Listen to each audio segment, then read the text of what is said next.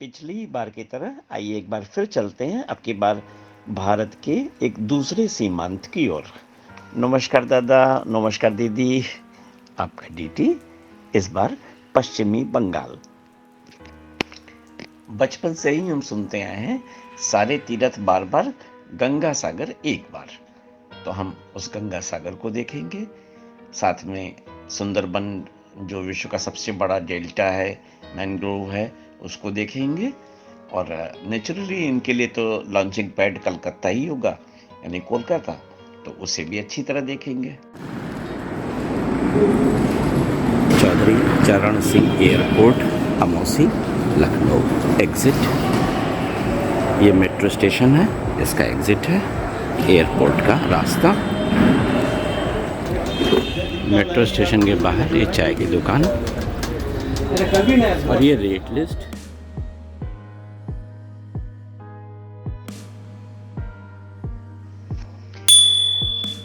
इन यात्रा विवरणों को देखते सुनते हुए आप पाएंगे कि मेरा सारा ध्यान उन बातों की ओर लगा रहता है जो अपने परिचित परिवेश से अलग हों, भिन्न हों, यूनिक हों, अनूठी हों, जिनको देखते ही आप कह सकें कि वाओ, अमेजिंग।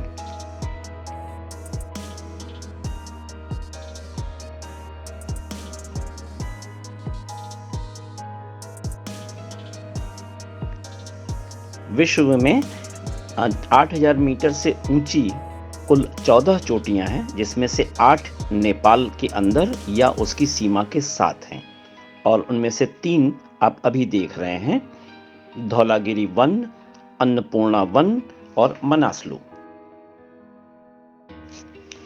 सामने की पर्वतमाला आज हेज के कारण बहुत स्पष्ट नहीं दिख रही है, लेकिन इन्हीं में से 4 और चोटियां हैं 8,000 मीटर से ऊपर, एवरेस्ट, लोत्से, मकालू और छो ओयू।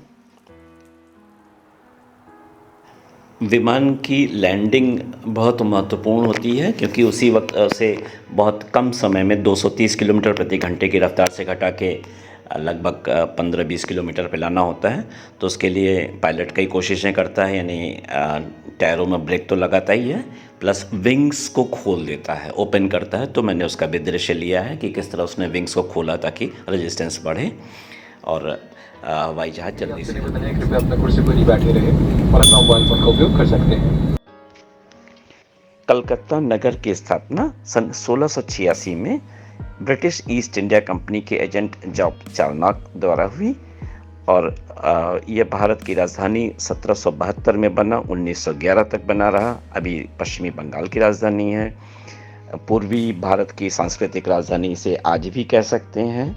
यहाँ के आर्किटेक्चर में आप कॉलोनियल प्रभाव पाएंगे ही, और बंगला प्रभाव भी मिलेगा। कलकत्ता की सड़कों से गुजरना एक तरह से इतिहास के कई सदियों के पन्नों के बीच से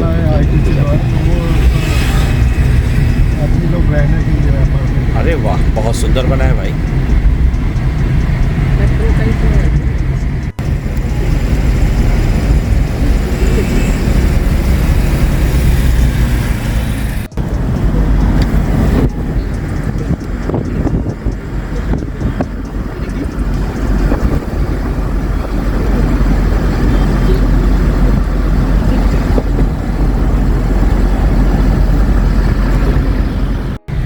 कलकत्ता में अभी भी एम्बेसडर टैक्सी चलती है पीले रंग की, अब जब तक इसकी एक्सपायरी नहीं हो जाती 15 साल, तब तक ये चलती रहेंगी।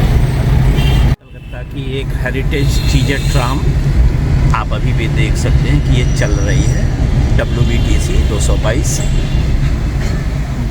ट्राम पर बोलो कथा केसरी विज्ञापन, बोलो जुबां केसरी का बांग्ला अनुवाद किया हुआ। इस भीड़ भरी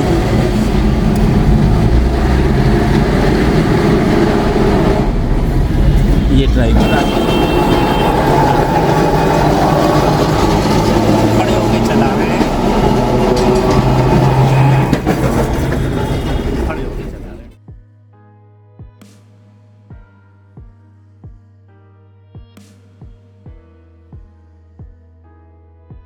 6 बजे का शो, लंबी सी क्यू लगी हुई है। टिकट मैंने पहले ले लिया है। और हाँ, मैंने 99.9% लोगों को प्लेनेटेरियम शब्द का उच्चारण गलत करते देखा है। प्लेनेटोरियम लोग बोलते हैं, जबकि ये प्लेनेटेरियम है।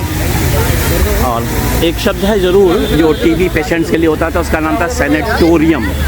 वो सही है, लेकिन ये प्लेनेटेरियम को प्लेनेटेरियम ही रहने दिया जाए। बिरला प्लेनेटेरियम, कोलकाता। प्रचलित रूप से माना जाता है कि ये भारत का सबसे पुराना प्लेनेटेरियम है। हालांकि मैंने लखनऊ विश्वविद्यालय में जो मशीन देखी वो इससे भी ज़्यादा पुरानी है, फिर भी वो मशीन अब तो हेरिटेज ही है, काम करती है। लेकिन ये यहाँ पर रिनोवेटेड नया तारागृह बना हुआ है। इसमें मैं बहुत साल पहले भी आ चुका था, लेकिन आज फिर से, चूँकि फिजिक्स से मेरा प्रेम है, एस्ट्रोनॉमी से भी, तो एक बार इसे देखेंगे। प्लेनेटेरियम में होता ये है कि जो सामने मशीन है उसमें आकाश में जितने भी तारे हैं, तारे माने स्टार्स, नॉट प्लैनेट्स, वो चूँकि हमेशा स्थिर ही रहते हैं एक दूसरे के सापेक्ष, तो उनको इसमें फीड किया हुआ लगभग 6000 तारों को। और प्लैनेट्स अलग चीज़ होती हैं, वो 9 है, आँख से तो 7 ही दिख पाते हैं हमें, उनको भी अलग से फीड किया गया होगा। और कुल मिला के बस इनके सहारे पूरे आकाश का दर्शन इसमें होता है। यहाँ पे रोज़ बांग्ला, हिंदी और अंग्रेज़ी में शोज़ होते हैं, अलग अलग थीम होती है। आज इंग्लिश वाला, जिसका कुछ cosmic fight something like that है। शो के दरमियान मैं रिकॉर्ड तो कर लूँगा थोड़ा बहुत, लेकिन शायद उतना अच्छा विजिबिलिटी नहीं आ सकेगा। आप हॉल को देखिए, भर रहा है तेज़ी से। प्लेनेटेरियम में 3 शोज़ होते हैं, बांग्ला, हिंदी और इंग्लिश में। अभी इंग्लिश का 6 बजे का शो मैंने देखा, आधे घंटे का, लेकिन वो उसकी रिकॉर्डिंग करने की अनुमति नहीं थी। बार बार कहा कि स्ट्रिक्टली मना है, इलीगल है, इसलिए मैंने कोई रिकॉर्डिंग नहीं की। और ठीक पीछे आप टाटा स्टील को देख सकते हो, और उसके ठीक पीछे जो कलकत्ता की सबसे ऊंची बिल्डिंग है 66 मंजिलों की, उसका नाम है 42nd 42। अब क्यों है ये तो अभी और नहीं पता, और खोजता हूँ तो शायद मालूम पड़े। सेंट पॉल चर्च कलकत्ता, यहाँ पे कार्यक्रम हो रहा है, धार्मिक कार्यक्रम। मेरा उच्चारण गलत था, सेंट पॉल्स होना चाहिए संभवतः। कैंडल्स,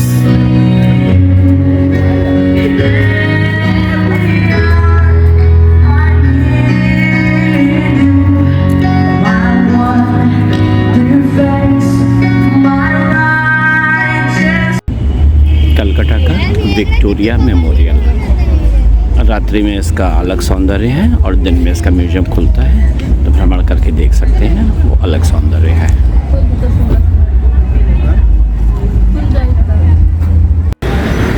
कलकत्ता के हृदय स्थल एस्प्लेनेड यानी धर्मतल्ला के ठीक बगल में ये एक बिल्डिंग है, Calcutta electric supply company house. 1899 में इसने पहली बार एशिया में बिजली का प्रोडक्शन शुरू किया था, भारत ही नहीं। और उस बिजली ने ही घरों, स्ट्रीट लाइट्स और ट्राम्स को बिजली दी थी, और ये सब तब डीसी हुआ करती थी। ये धर्मतला तिराहा। स्टूडेंट लाइफ में हम सब ने स्टेट्समैन मैगज़ीन पढ़ी थी, और इसे बहुत ऑथेंटिक और कंपटीशंस के लिए बहुत अच्छी मानते थे। तो ये स्टेट्समैन बिल्डिंग है, ये भी हेरिटेज बिल्डिंग, और वो सामने धर्मतला के नुक्कड़ पे सर आशुतोष मुखर्जी की मूर्ति दिख रही है।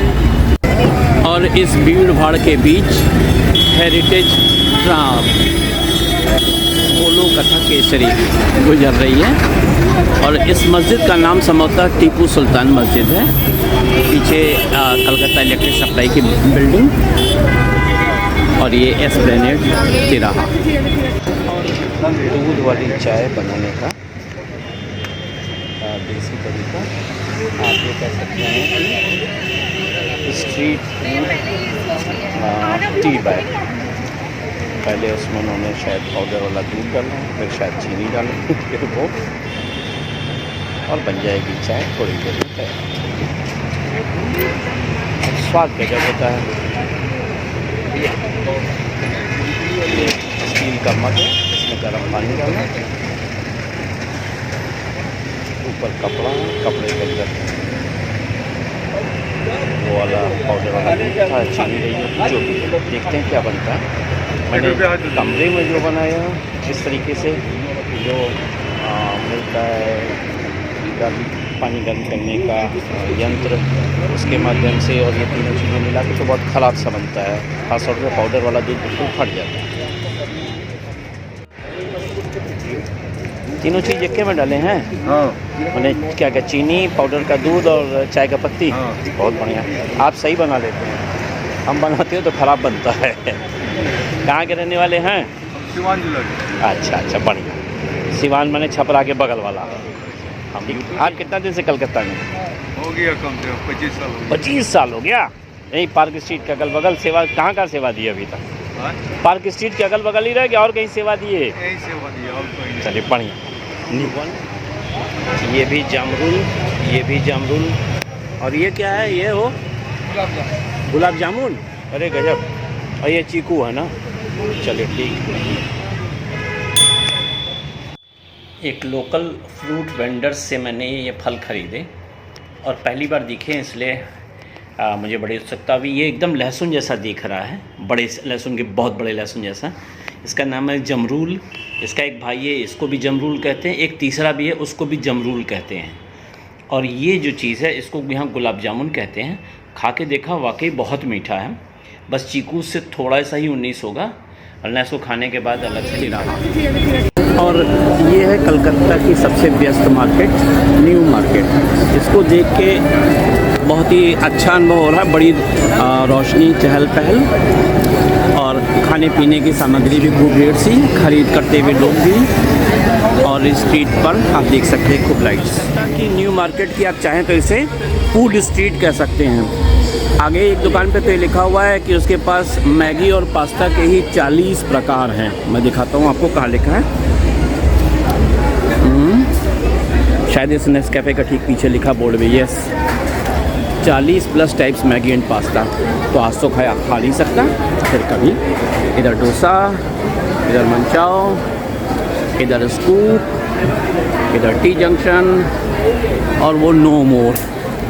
कहीं कहीं कुछ चाइना बाज़ार जैसा कुछ लग रहा माहौल। ये तो कलकत्ता हो और रसगुल्ले की याद ना आए, और रसगुल्ले की याद आए तो केसी दास की ना आए, ऐसा हो नहीं सकता। देखते हैं छेने की और कितनी तरह की मिठाई है ना, कुछ ले। ये ब्लैक करंट रसगुल्ला, और ये नीचे ब्लूबेरी का, ये प्रभु भोग, एक ब्लैक करंट है। और ये किस चीज़ का गुड़ है? नलन गुड़। और ये मैंने मैंगो दही ली। और दादा ने ये बताया कि 150 साल पहले इन्हीं के परिवार के पूर्वजों ने रसगुल्ले का आविष्कार भी किया। सरकार से सर्टिफिकेट ही नहीं मिला है, बल्कि स्टैम्प भी। रसगुल्ला संदेश।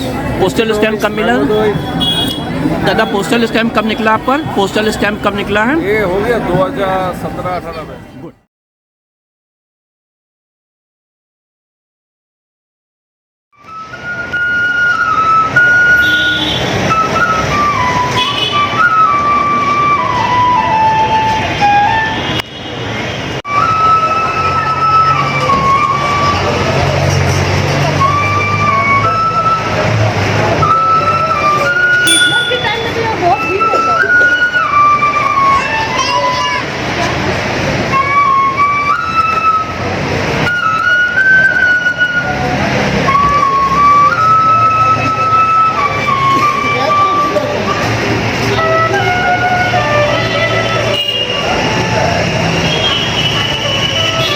Park street, Calcutta.